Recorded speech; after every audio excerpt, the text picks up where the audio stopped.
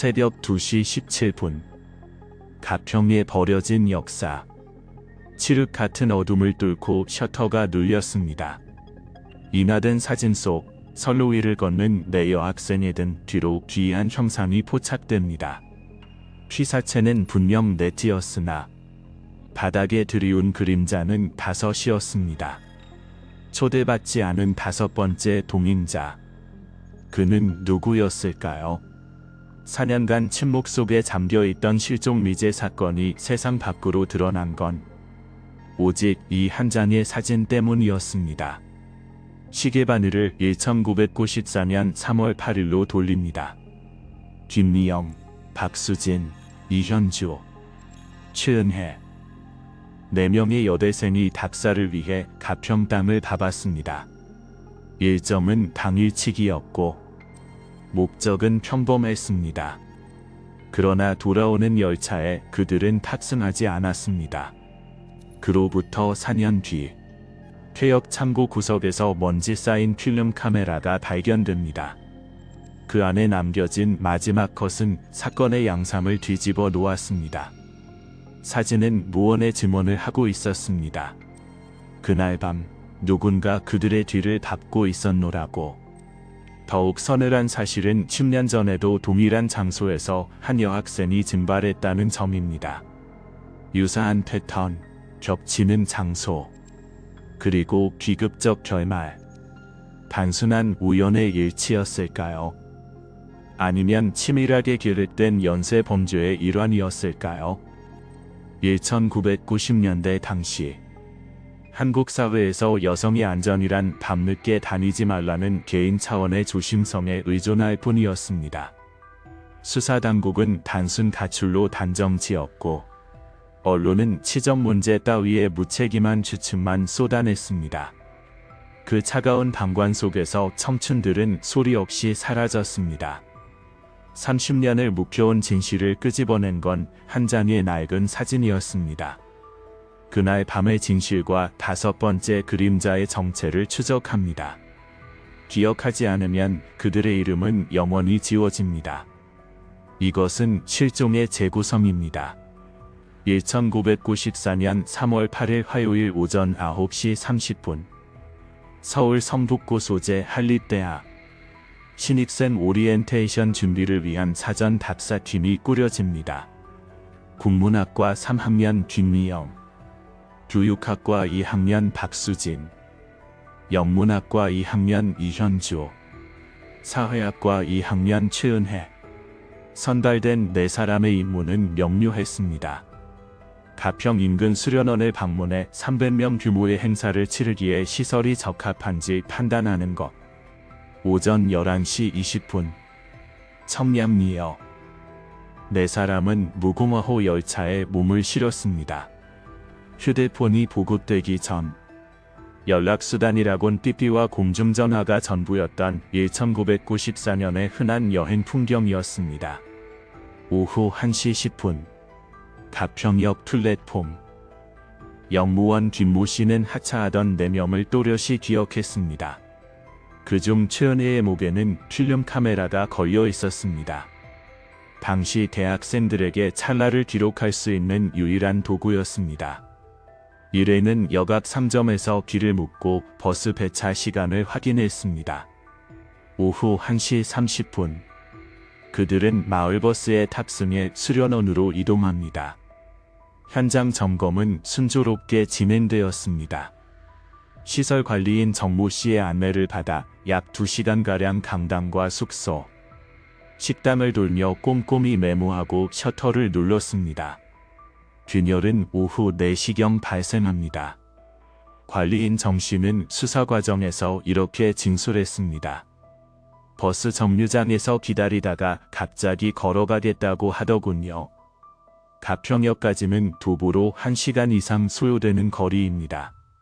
서울엔 오후 5시 기차를 맞추려면 버스 탑승은 필수였습니다. 그럼에도 그들은 왜 도보 이동을 택했을까요? 오후 5시 서울엔 무궁화호가 가평역을 떠났습니다. 그러나 객실 어디에도 내 학생의 모습은 없었습니다. 그 시각 서울 귀가를 기다리던 부모들은 열차를 놓쳤으려니 생각했습니다. 그러나 시계가 밤 9시, 10시를 넘겨도 전화벨은 울리지 않았습니다. 수차례 삐삐 음성 메시지를 남겼으나 수신 확인조차 되지 않았습니다. 날을 넘긴 3월 9일 새벽 1시, 김미영의 모친이 떨리는 손으로 경찰에 첫 실종 신고를 접수합니다. 그러나 공권력의 반응은 미온적이었습니다. 바로 그 시각, 가평의 인접 끊긴 퇴역 인근에서는 설명되지 않는 상황이 벌어지고 있었습니다.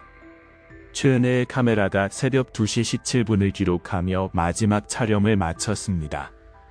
인화된 사진 속에는 선로 위를 걷는 4사람의 뒷모습이 담겼습니다. 그들은 왜 한밤중에 수련원과는 정반대 방향인 퇴역 철로 위에 서 있었을까요? 30년이 흐른 지금까지도 이 의문 부호는 지워지지 않고 있습니다. 1994년 3월 9일 수요일 오전 7시, 여전히 딸들은 돌아오지 않았습니다. 부모들의 재차 연락에도 돌아온 답변은 무심했습니다. 성북경찰서 당직관은 대학생들이니 친구들과 어딘가에서 놀고 있을 것이라며 대수롭지 않게 응대했습니다. 1990년대 중반, 서미 실종에 대한 경찰 대응 매뉴얼은 지금의 상식과는 거리가 멀었습니다.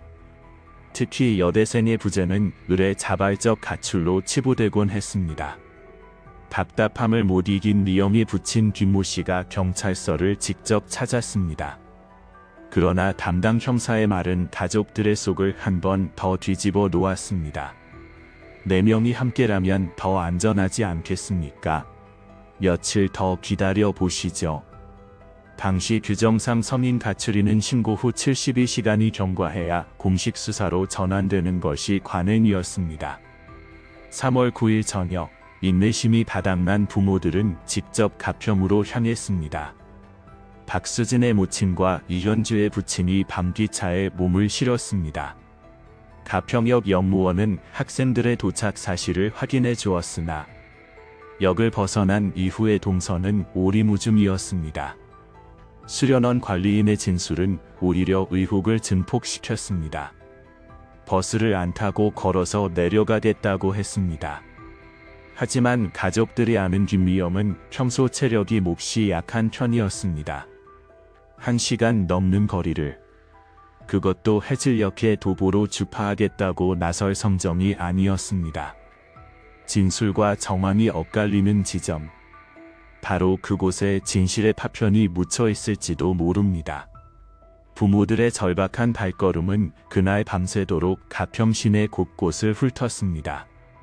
여관과 민박집은 물론 당시엔 흔치 않던 방까지 샅샅이 뒤졌으나 돌아오는 대답은 침묵뿐이었습니다. 관할 경찰서가 수사에 닻을 올린 건 실종신고 접수 이틀째인 3월 10일 목요일이 되어서였습니다. 사건의 지휘봉은 가평경찰서 수사과장 정모 씨가 잡았습니다. 초동 수사의 방향은 단순 가출에 무게가 실려 있었습니다. 그러나 생사를 가를 결정적 72시간은 이미 허무하게 흘러가 버린 뒤였습니다. 1994년의 가평은 감시의 사각지대였습니다. 가평역을 포함해 시내 주요 길목 어디에도는 존재하지 않았습니다. 목격자들의 진술마저 혼선을 빚었습니다. 넷이 함께 나가는 걸 봤다. 저녁 무렵 산길에서 마주쳤다. 심야까지 옆 주변을 서성였다는 등 증언의 조각들은 서로 앞뒤가 맞지 않았습니다. 3월은 대학생들의 행렬이 줄을 잇는 시기. 비슷한 또래의 숱한 여학생 무리 속에서 특정 인물을 가려내기란 불가능에 가까웠습니다. 수사팀은 3일간 인근 산야와 계곡을 정밀 수색하며 실족 사고의 가능성을 타진했으나 성과는 전무했습니다. 오히려 언론의 무책임한 보도 행태가 가족들의 가슴을 후벼 팠습니다. 여대생 집단 가출, 남자 문제 비관 등의 근거 없는 추측성 기사가 지면을 도배했고, 한 주간지는 요즘 대학생들의 방탕한 생활이라는 자극적인 제목으로 사건의 본질을 호도했습니다. 이러한 낭설은 고스란히 두 번째 가해가 되어 가족들을 찔렀고 마을에는 흉흉한 소문이 돌기 시작했습니다. 사건 발생 일주일 후인 3월 17일 경찰은 뒤늦게 공개 수배로 전환했으나 만시지탄이었습니다. 골든타임은 이미 소멸했고 현장의 단서는 시간의 흐름 속에 풍화된 지 오래였습니다. 수사팀 내부에서도 견문이 오갔습니다. 자발적 잠적이라는 의견이 우세했으나 과연 4명의 여대생이 약속이나 한 듯 동시에 증발하는 것이 상식적으로 가능한 일일까요? 아니면 타의에 의한 불가항력이 작용했을까요? 초기 대응의 실패가 빚은 미스터리였습니다. 지지부진한 공권력을 더 이상 신뢰할 수 없었던 가족들은 1994년 3월 20일 독자적인 행동에 돌입했습니다. 딸들의 사진과 인적사항, 마지막 행적을 담은 전단지를 직접 제작해 배포했습니다. 주말마다 가평으로 향하는 그들의 발길은 역 주변과 산길, 계곡을 넘어 흉가에 이르기까지 닿지 않은 곳이 없었습니다. 은혜에 붙인 최모 씨는 내일 새벽 5시 첫 기차에 몸을 실었습니다. 혹여나 딸이 돌아올까 집을 비울 수 없어 당일치기 강행군을 택한 것입니다. 4월 중순 꽉 막혀있던 수사의 혈이 뚫리는 중요한 단서가 포착됩니다. 가평 시내 한 구멍가게 주인이 전단지를 보고 연락을 취해온 것입니다. 3월 8일 저녁 여학생 4명이 라면을 사갔습니다. 구체적인 시각은 오후 7시 30분경. 수련원을 나선 지 3시간 반이 지난 시점이었습니다. 상점 주인의 기억은 선명했습니다. 한 학생이 지도를 보며 길을 찾고 있었어요. 분명한 목적지가 있어 보였습니다. 이 증언은 수사의 판도를 뒤흔들었습니다. 단순 실종이 아닌 특정 장소로의 이동 중이었음이 드러난 셈입니다. 가족들은 상점을 기점으로 반경 2km를 이 잡듯 뒤졌습니다. 5월 초 폐역 인근 농가에 거주하던 노파로부터 결정적 증언이 확보됩니다. 그날 밤늦게 젊은 사람들이 지나가는 소리가 들렸어. 시각은 새벽 1시 무렵. 대화 내용은 불분명했으나 여자들의 목소리였다는 점은 확실했습니다. 이로써 학생들의 타임라인 윤곽이 드러났습니다. 저녁 7시 30분 상점에서 새벽 1시 폐역 인근까지 장장 5시간 30분의 미스터리한 공백. 그들은 그 긴 시간 동안 어둠 속에서 무엇을 하고 있었던 걸까요? 6월에 접어들며 수색은 장기전 태세를 갖춥니다. 미영의 모친은 가평에 아예 월세방을 얻어 베이스 캠프를 차렸습니다. 매일 아침 7시부터 저녁 7시까지 거리를 누비며 마주치는 이마다 딸들의 사진을 들이밀었습니다. 혹시 우리 딸들을 보셨습니까? 그렇게 수십 명을 붙잡고 물었으나 명쾌한 답은 없었습니다. 그러던 7월 중순 뜻밖의 제보 전화가 걸려옵니다. 가평 인근 펜션 업주였습니다. 3월에 젊은 남자가 밤을 예약하러 왔었어요. 여자 친구들 4명이 올 거라고 하더군요. 남자가 방문한 날짜는 사건 하루 전인 3월 7일이었습니다. 비싼 가격 탓에 예약은 불발됐으나 이 제보는 새로운 가설을 가능케 했습니다. 누군가와의 약속이 있었던 건 아닐까요? 하나 가족들이 파악하기로 학생들에겐 가평 연고자가 전무했습니다. 서울에 있는 남자 친구들의 알리바이 또한 완벽하게 소명된 상태였습니다. 그렇다면 펜션을 찾았던 의문의 남성은 누구였을까요? 폭염이 맨위를 떨치던 8월. 가족들의 고초는 계속되었습니다. 더위에 지쳐 쓰러질 위기를 넘기면서도 그해 여름. 그들이 걸어온 산길은 총 1200km에 달했습니다. 구두 밑창이 닳아 없어질 만큼의 처절한 행군이었습니다.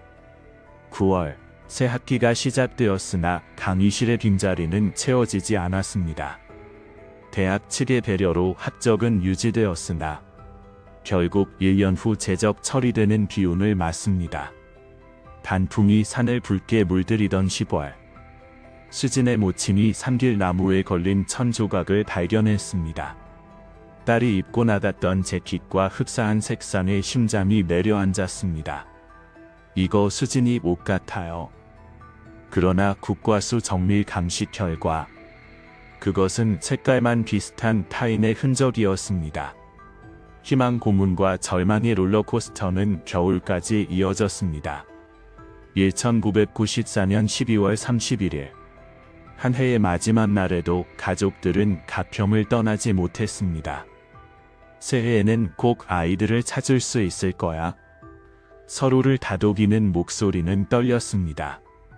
야속하게도 1995년에 해가 떴고 이내 1996년이 찾아왔지만 떠나간 아이들은 끝내 돌아오지 않았습니다. 그토록 찾아 헤매던 딸들은 도대체 어디에 존재했던 것일까요?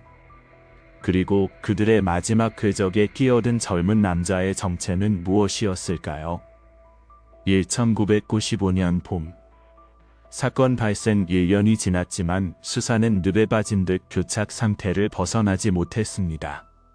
경찰은 공식적으로 수사 종결을 선언하지 않았으나 실질적인 탐문 활동은 멈춘 지 오래였습니다. 담당 형사는 타 부서로 전출되었고 서르철은 미제 사건 캐비닛 구석에 방치되었습니다. 언론의 스포트라이트도 꺼졌습니다. 초기 몇 달간 이어지던 후속 보도는 새로운 팩트가 부재하자 급격히 줄어들었고 1995년 3월 추모 기사를 끝으로 지면에서 완전히 자취를 감췄습니다. 그 공백을 메운 것은 지역사회의 흉흉한 소문들이었습니다. 서울 남자들과 야반도주했다. 감당 못할 빚이 있었다. 사입이 종교에 귀의했다는 식의 근거 없는 낭설이 입에서 입으로 번졌습니다. 더 잔인한 것은 남겨진 가족들을 향한 시선이었습니다. 김미영의 모친은 동네 슈퍼마켓에서 딸 교육을 어떻게 시켰길래 그 사단이 나냐는 비난을 감내해야 했습니다. 최은혜의 가족은 이웃들의 수군거림을 견디다 못해 이사를 심각하게 고려할 정도였습니다. 1990년대 중반 젊은 여성의 실종을 피해자가 아닌 본인의 행실 문제로 귀결시키던 폭력적인 사회인식이 만든 비극이었습니다. 1995년 여름 정적을 깨는 제보 전화가 걸려왔습니다. 발신지는 부산이었습니다. 한 시민이 지하철역에서 실종된 학생 중 한 명과 매우 흡사한 여성을 목격했다는 내용이었습니다. 전단지에서 본 얼굴과 확실히 일치합니다. 가족들은 만사 제쳐두고 부산으로 달려갔습니다. 그러나 확인 결과 생김새만 비슷한 타인이었습니다. 이런 해프닝은 일회성에 그치지 않았습니다. 대구, 광주, 멀리 제주도에서까지 제보가 잇따랐습니다. 가족들은 그때마다 전국 팔도를 유랑했으나 돌아오는 것은 허탈한 뿐이었습니다. 1996년 초 루머는 더욱 기괴한 양상을 띠었습니다. 가평 산속에 은거하는 집단이 젊은이들을 납치해 의식을 치른다는 식의 괴담이 돌았습니다. 구체적 실체는 없었으나 신음 종교나 사이비 집단을 연상시키는 추측들이었습니다. 경찰이 해당 소문을 일일이 내사했으나 사실무근이었습니다. 1997년에 들어서자 해외 인신매매단에 팔려갔다. 조폭이 개입했다는 황당무계한 이야기까지 정설인 양 퍼졌습니다. 이러한 소음들은 진실을 가리는 장막이 되었습니다. 정작 주목해야 할 미세한 단서들이 헛소문에 묻혀 증발해 버린 것입니다. 사건의 변곡점은 1997년 가을에 찾아옵니다. 가평군청이 폐역 일대를 재정비해 철도 테마파크를 조성하겠다는 관광개발 계획을 발표한 것입니다. 고지역 공사 준비가 시작되었고 오랫동안 방치된 폐역사와 창고를 철거하기 위해 인부들이 투입되었습니다. 1998년 3월 철거 작업 중이던 인부의 눈에 이질적인 물체가 포착됩니다. 참고 구서, 먼지와 거미줄을 뒤집어 쓴 낡은 가방 하나. 공사 감독관이 가방을 열자 대학생 신분증과 노트, 그리고 필름 카메라가 쏟아져 나왔습니다. 신분증의 주인은 최은혜였습니다. 실종 4년 만에 세상 밖으로 나온 유일한 물증이었습니다. 도대체 왜 그녀의 가방이 폐역 창고에 유기되어 있었을까요? 1998년 3월 15일 오후 2시. 습득된 유류품이 가평경찰서로 이송되었습니다. 수사팀이 내용물을 나열하자 형사들의 긴장감이 고조되었습니다. 학생증, 답사 계획서, 메모장, 그리고 필름 카메라. 국과수의 정밀 감식이 시작되었습니다. 가방 표면의 퇴적물을 분석한 결과 최소 3년 이상 해당 장소에 방치된 것으로 확인되었습니다.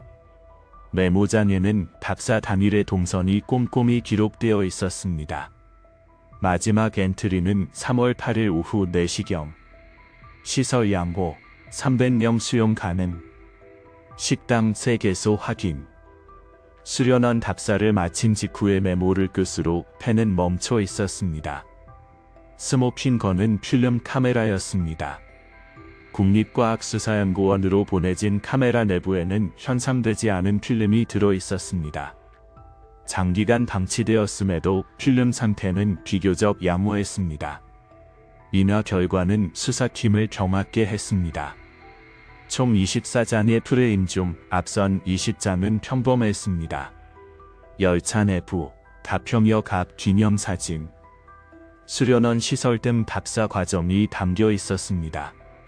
문제는 마지막 4장이었습니다. 21번째 컵, 식별 불가능한 어둠 속 선로. 22번째 컵, 원거리에서 촬영된 폐역 건물. 23번째 컵, 선로를 걸어가는 4사람의 뒷모습. 그리고 24번째 컵, 동일 구도에서 피사체에 더 근접해 촬영된 4사람. 결정적인 단서는 마지막 사진에 있었습니다. 4 여학생이 나란히 선로를 걷는 뒷모습이 선명한 가운데 사진 좌측 모서리에 기이한 형상이 포착되었습니다. 희미하지만 명확한 5번째 그림자였습니다. 국과수의 영상 분석 결과 그림자의 주인은 성인 남성으로 추정되었습니다. 더욱 소름 끼치는 것은 촬영 앵글의 기하학적 분석이었습니다. 카메라 렌즈는 학생들의 등 뒤에 위치해 있었습니다. 반면 그림자는 학생들의 앞쪽에 드리워져 있었습니다. 이는 셔터를 누른 인물 외에 학생들 앞을 가로막고 서 있던 또 다른 인물이 존재했음을 시사합니다. 즉, 현장에는 4학생을 앞뒤로 포위한 최소 2명 이상의 불상자가 있었다는 뜻입니다. 촬영 순서와 조도 분석상 이 사진들은 모두 새벽 시간대에 연속적으로 찍힌 것으로 판명되었습니다. 그 야심한 시각, 학생들은 왜 폐역 선로 위를 걷고 있었을까요? 카메라에 대한 추가 감식에서 더욱 충격적인 사실이 드러났습니다. 바디 표면에서 다수의 지문이 검출된 것입니다. 당연히 최은혜의 것으로 예상되었으나 일부 지문은 제3자의 것이었습니다. 경찰청 데이터베이스 대조 결과가 모니터에 뜨는 순간 수사관들은 할 말을 잃었습니다.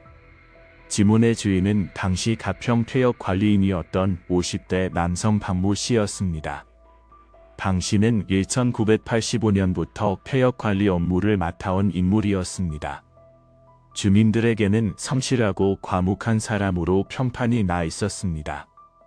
그러나 그의 신원을 조회하던 중 섬뜩한 이력이 수면 위로 떠올랐습니다.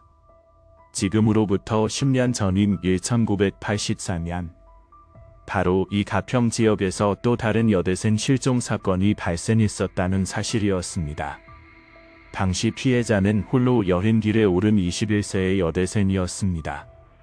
실종된 그녀의 마지막 목격 지점은 현재 우리 앞에 놓인 사건 현장과 불과 2km 거리에 위치해 있었습니다.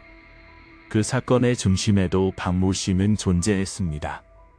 그는 유력 용의자로 조사를 받았으나 혐의를 입증할 결정적 물증이 부재로 풀려났고 사건은 미공 속으로 사라졌습니다.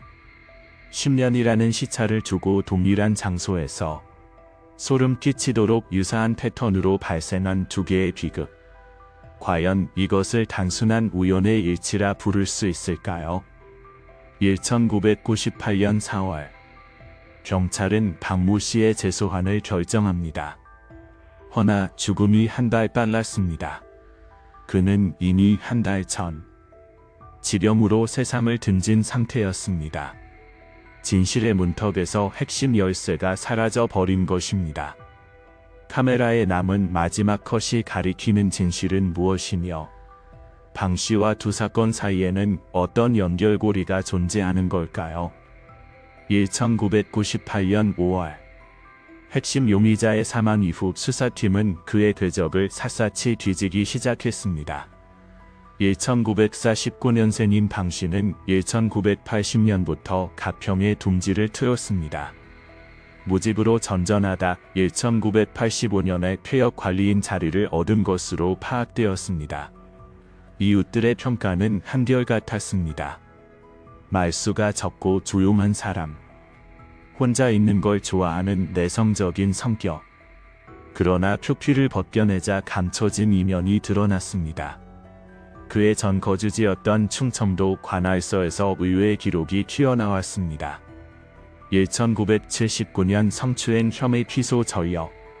피해자는 20대 여성이었고 방 씨는 혐의를 부인했으나 결국 합의로 종결된 건이었습니다. 이 사건 직후 방 씨는 가평으로 거처를 옮겼습니다. 수사팀은 1984년의 첫 번째 실종 사건 파일을 다시 열었습니다. 피해자는 대영문학과 2학년 한모양. 21세 3월 22일. 사진과 과제를 위해 홀로 가평으로 출사를 떠났던 그녀는 영영 돌아오지 못했습니다. 마지막 목격 장소는 이번 사건 현장에서 2km 떨어진 간이역. 오후 6시경 옆 주변에서 촬영 중이던 모습이 마지막이었습니다. 당시 수사 기록에 따르면 방 씨는 사건 당일 저녁 현장 인근에 있었다는 이유로 용의 선상에 올랐으나 알리바이를 입증해줄 증인이 없어 의심만 남긴 채 풀려났습니다. 더욱 기이한 점은 한 양의 유류품 발견 위치였습니다. 카메라 가방과 메모장은 폐역 근처 숲에서 발견되었으나 정작 핵심인 카메라 본체와 필름은 감쪽같이 사라진 상태였습니다. 1984년과 1994년 두 사건의 공통분모는 너무나 명진있습니다. 첫째, 발생 시기가 3월로 일치한다는 점. 둘째, 피해자 모두가 사진 촬영을 목적으로 방문했다는 점. 셋째, 실종의 종착지가 폐역 일대라는 점.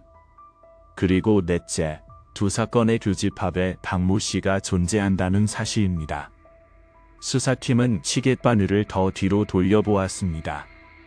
1974년 방 씨의 고향 충청도에서도 유사한 실종 사건이 있었습니다. 사진 촬영을 나선 20대 여성이 홀로 산속으로 들어갔다가 사라진 사건. 당시 25세였던 방 씨는 해당 지역 거주자였으나 직접적 연관성은 밝혀지지 않았습니다. 만약 이 모든 것이 우연이 아니라면 그는 20년 넘게 치밀한 계획하에 범행을 지속해온 연쇄 포식자였을까요? 1998년 6월 경찰은 방 씨의 자택 압수수색을 단행했습니다. 가평 외곽에 홀로 떨어진 농가는 그가 사망한 뒤 한 달간 방치되어 을씨년스러운 기운이 감돌았습니다. 비좁은 방 안에서 발견된 물품들은 수사관들의 예상을 뛰어넘는 것이었습니다. 낡은 앨범 수건과 각종 카메라 장비들. 먼지 쌓인 앨범을 펼치는 순간 현장의 공기가 얼어붙었습니다. 페이지를 가득 채운 것은 젊은 여성들의 사진이었습니다. 대부분 피사체 몰래 원거리에서 도찰한 컷들이었습니다. 배경은 모두 가평이에요. 산길, 계곡 등 이번 사건의 무대와 겹쳤습니다. 사진 뒷면에는 촬영 날짜가 꼼꼼히 기재되어 있었습니다. 1985년부터 1997년까지 장장 13년의 기록이었습니다. 국과수 필적 감정 결과 메모는 모두 방 씨의 친필로 확인되었습니다. 그는 13년간 가평을 찾은 여성들을 자신의 뷰파인더 안에 가두어 왔던 것입니다. 사진 속 인물들을 역추적한 결과 대다수는 별다른 사고 없이 일상으로 복귀한 것으로 확인되었습니다. 그러나 예외가 있었습니다. 1984년의 한 모양, 그리고 1994년의 네 여학생. 오직 이들의 사진에만 앨범 위로 불길한 표식이 남겨져 있었습니다. 붉은 펜으로 그려진 별표, 그리고 그 옆에 적힌 중요라는 두 글자. 방 씨에게 이들은 단순한 관찰 대상을 넘어 어떤 의미였을까요? 중요라는 꼬리표가 붙은 이들에게 그날 밤 무슨 일이 벌어졌던 걸까요? 방 씨가 침묵의 무덤으로 들어간 지금 우리는 이 질문의 답을 찾을 수 있을까요? 1998년 7월 방 씨의 은신처에서 확보된 증거물들이 국립과학수사연구원으로 이송되었습니다. 사진, 카메라, 그리고 메모들. 모든 것이 정밀 분석의 도마 위에 올랐습니다. 수사팀은 우선 247장에 달하는 사진들을 시간순으로 재배열했습니다. 1985년부터 1997년까지 대부분은 가평을 찾은 여성들의 평범한 여행 기록이었습니다. 기차를 기다리거나 산길을 걷거나 계곡에서 물놀이하는 모습들. 이는 모두 망원 렌즈를 이용해 원거리에서 촬영된 것이었습니다. 그러나 중요 표식이 붙은 사진들은 결이 달랐습니다. 1984년 한양의 사진 17장, 1994년 네 학생의 사진 23장. 이 사진들은 훨씬 더 근접한 거리에서 더욱 은밀한 앵글로 포착되어 있었습니다. 국과수는 사진의 구도를 역추적하여 촬영자의 위치를 시뮬레이션했습니다. 방 씨가 어디에 매복해 셔터를 눌렀는지 파악하기 위함이었습니다. 결과는 충격적이었습니다. 모든 촬영 포인트가 폐업 반경 1km 이내에 집중되어 있었습니다. 방 씨는 자신의 직무 구역인 폐역을 사냥터 삼아 13년이라는 긴 시간 동안 소리 없는 스토킹을 이어왔던 것입니다. 사진 인화지 뒷면에 휘갈겨 쓴 메모. 그것이야말로 이 사건의 본질을 관통하는 결정적 단서였습니다. 3월 15일 오후 3시 혼자옴. 3월 22일 오후 6시 카메라 가지고 있음. 예쁘다. 다시 올 것 같다. 박모 씨의 뷰파인더는 단순한 촬영 도구가 아니었습니다. 그는 사냥감을 노리는 포식자의 눈으로 대상을 집요하게 관찰하고 기록해왔던 것입니다.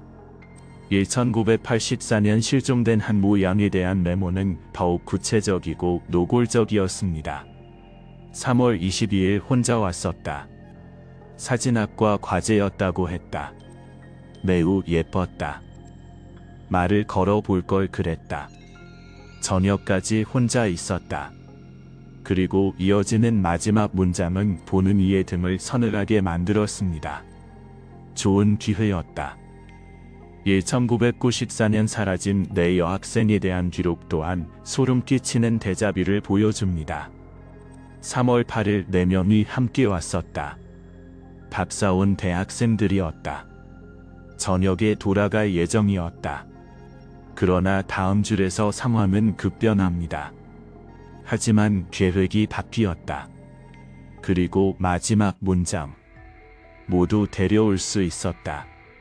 이 짧은 메모들이 시사하는 바는 명진했습니다. 방 씨는 우연히 마주친 피해자들을 범행 타깃으로 설정하고 기회가 오기를 기다려 치밀하게 실행에 옮겼던 것입니다. 국과수의 필적 감정 결과 모든 메모는 방 씨의 친필임이 확정되었습니다. 그러나 법의 심판대 위에 올리기엔 결정적 한 방이 부족했습니다. 메모와 사진은 정황일 뿐 살인이나 납치를 입증할 직접 증거가 될 수 없었습니다. 무엇보다 피해자들의 시신이 부재했습니다. 수사팀은 방 씨의 동선을 토대로 폐역 일대를 이잡듯 뒤집었습니다. 3개월간의 집요한 수색 끝에 폐역에서 불과 50m 떨어진 야산. 나무들 사이 부자연스럽게 움푹 패인 지점이 발견되었습니다. 토양 성분 분석 결과 해당 지점의 칼슘 함량이 주변보다 유의미하게 높게 측정되었습니다. 이는 무언가 부패했음을 암시하는 지표였습니다. 그러나 이어진 굴착 작업에서 기대했던 유골은 나오지 않았습니다. 1998년 당시 막 도입되기 시작한 검사 기술은 불완전했고 미세한 잔해만으로는 법적 효력을 갖는 결과를 도출하기 어려웠습니다. 그러던 중 방 씨의 자택에서 압수한 일기장에서 또 다른 암호가 해독되었습니다. 1984년 3월 25일 깨끗하게 정리했다. 1994년 3월 12일 모든 것이 완벽했다. 두 날짜 모두 피해자들이 실종된 직후였습니다. 정리했다와 완벽했다. 주어와 목적어가 생략된 이 서술어들이 가리키는 바는 명확지 않으나 범행의 종류를 암시하는 것임은 부인할 수 없어 보였습니다. 아무도 모를 것이다. 완전한 비밀, 영원히 나만의 것. 얘기 곳곳에 남겨진 독백들은 그가 완전 범죄를 확신했음을 보여줍니다. 그러나 이 모든 것은 심증을 굳히는 정황 증거에 불과했습니다. 핵심 용의자인 방 씨가 사망한 시점에서 자백도 물증도 없는 상태로는 수사의 진척을 기대하기 힘들었습니다. 1998년 11월 수사팀은 현실의 벽을 인정합니다. 정황상 박모 씨가 진범이 개연성이 높으나 피해자 사망 및 결정적 물증 부재로 입증 불가. 이것이 경찰의 공식 발표였습니다. 좋은 기회와 깨끗한 정리 뒤에 숨겨진 진실은 그렇게 영구미제로 남는 듯 했습니다. 1998년 12월 수사본부 해체를 목전에 두고 팀원들은 마지막으로 사건을 복귀했습니다. 지난 4년 반의 수사 기록을 재검토하는 과정은 뼈아팠습니다. 방 씨는 1985년부터 13년간 가평을 찾은 여성들을 관음해왔으며 특히 1984년의 한 양과 1994년의 네 학생을 중요 타깃으로 삼았습니다. 두 사건 모두 3월에 발생했고 종착지는 폐역이었습니다. 다시 최은혜의 카메라. 그 마지막 컷으로 돌아갑니다. 새벽녘 선로를 걷는 네 사람의 등 뒤로 찍힌 제다섯의 그림자. 국과수는 이를 성인 남성으로 특정했습니다. 방 씨의 일기와 메모가 범행의 계획성을 증명한다면 이 사진은 범행의 실행 방식을 말해주고 있었습니다. 여기서 치명적인 의문이 제기됩니다. 사진 분석상 촬영자는 학생들의 뒤에 있었고 그림자는 학생들의 앞에 드리워져 있었습니다. 즉, 학생들을 사이에 두고 앞뒤로 최소 2명의 통제자가 존재했다는 뜻이 됩니다. 물리적으로 따져봐도 그렇습니다. 건장한 성인 남성이라 할지라도 혼자서 4명의 여대생을 동시에 소리 없이 제압하여 납치한다는 것은 불가능에 가깝습니다. 최소 2명 이상의 공범이 조직적으로 움직여야만 성립 가능한 범죄입니다. 그러나 이 또한 사진 속 흐릿한 그림자가 던져준 추론일 뿐 공범의 실체를 증명할 물증은 전무했습니다. 시신도 범인 도구도 없는 상황. 1990년대 말 과학 수사의 한계는 명확했습니다. 입을 열어야 할 용의자는 이미 흙으로 돌아갔고 추가적인 증언 확보는 원천 봉쇄되었습니다. 1999년 1월 15일 가평경찰서는 공식적으로 수사 종결을 선언합니다. 박모 씨를 유력 용의자로 지목하나 피해자 사망으로 공소권 없음. 이것이 국가가 내린 최종 결론이었습니다. 그러나 서류상의 마침표가 가족들의 고통까지 끝낼 수는 없었습니다.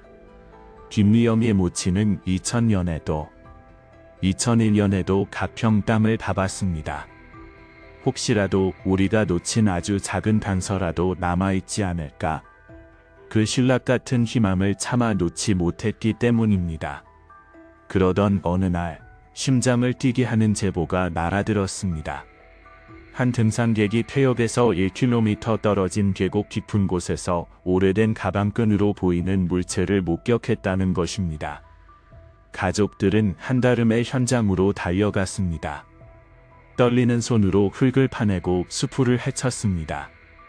그러나 그곳에서 나온 것은 어느 무심한 등산객이 오래전 버리고 간 낡아 빠진 배낭 쪼가리였습니다. 흙먼지 묻은 쓰레기 앞에서 가족들은 또다시 무너져 내렸습니다. 2005년 또 한 번의 제보가 타전되었습니다. 폐가에서 여성의 옷가지가 발견됐다는 신고였습니다. 가족들은 신락 같은 희망을 안고 현장으로 달려갔으나 결과는 이번에도 무관한 쓰레기 더미였습니다. 10년이 넘는 세월 동안 이런 식의 허위 제보와 오인 신고는 가족들에게 희망 고문 그 자체였습니다. 기대가 무너진 자리에 절망이 다시 둥지를 트는 잔인한 반복이었습니다. 세월은 무심하게 흘러 2010년이 되었습니다. 사건 발생 16년 후 비약적으로 발전한 분석 기술은 수사의 새로운 돌파구가 될 것처럼 보였습니다.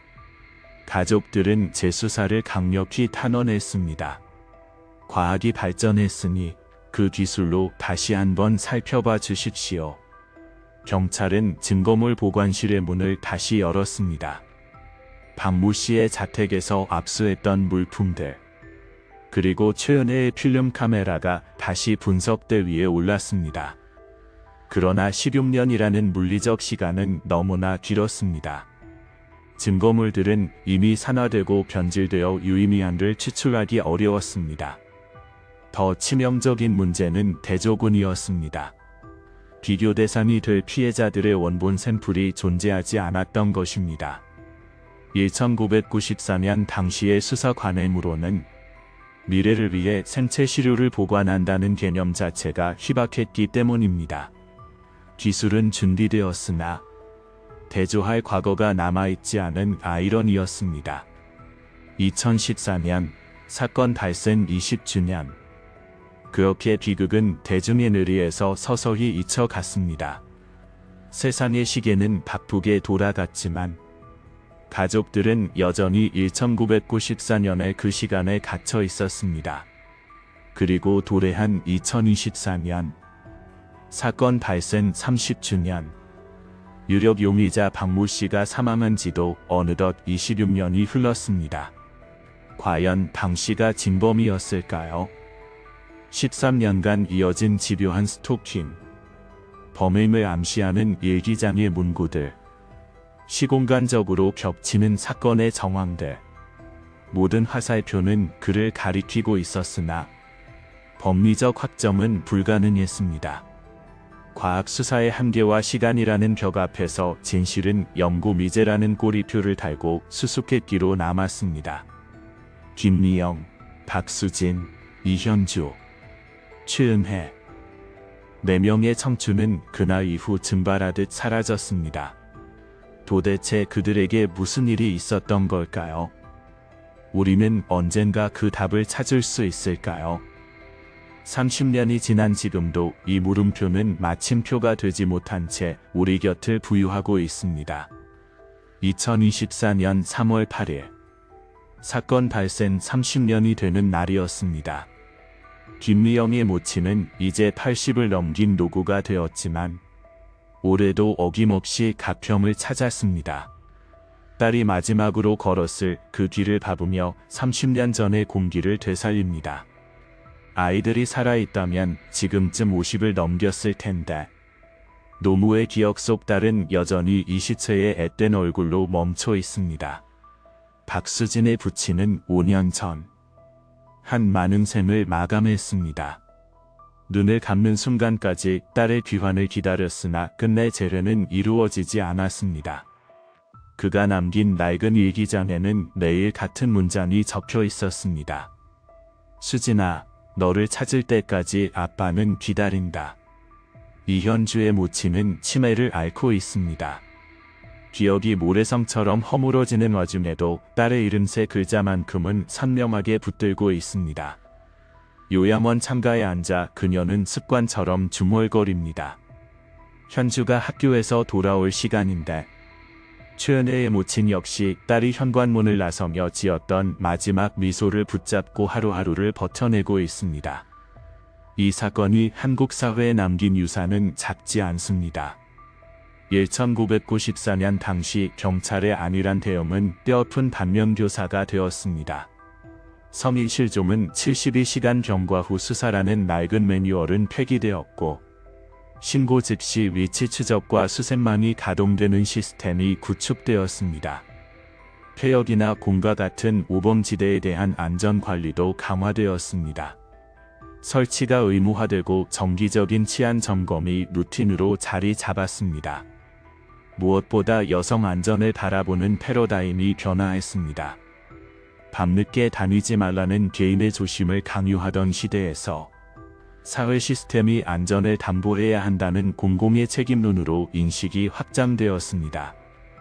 허나 제도가 개선되고 기술이 진보했음에도 우리는 여전히 사건의 완벽한 답안지를 제출하지 못했습니다.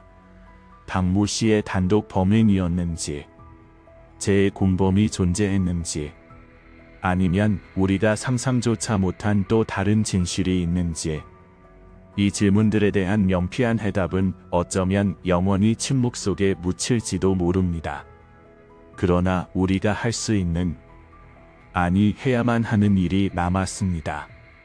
첫째는 관심입니다. 우리 주변의 부재를 예민하게 감지하고 누군가의 실종을 단순한 개인사로 치부하지 않는 태도입니다. 둘째는 기억입니다. 김미영, 박수진, 이현주, 최은혜. 잊히는 순간 존재마저 지워지는 이들의 이름을 호명하는 것입니다. 마지막으로 변화입니다. 30년 전과 달리 지금은 즉각적인 대응 체계가 작동합니다. 피해자 가족을 향하던 차가운 편견의 시선도 많이 거두어졌습니다. 하지만 갈 길은 여전히 멉니다. 지금 이 순간에도 답을 얻지 못한 채 평생을 기다림 속에 사는 가족들이 세상 곳곳에 존재합니다. 그들에게 필요한 것은 값싼 동정이 아닌 지속적인 관심이며 무책임한 추측이 아닌 단단한 지지입니다. 오늘 여러분이 이 사건을 그리고 네 사람의 이름을 기억해 준다면 그것만으로도 의미는 충분합니다. 실종은 먼 남의 나라 이야기가 아닙니다. 언제든 누구에게든 일어날 수 있는 우리 모두의 서사입니다. 당신의 관심이 사라진 이들이 세상에서 완전히 지워지지 않게 하는 가장 강력한 기억장치입니다.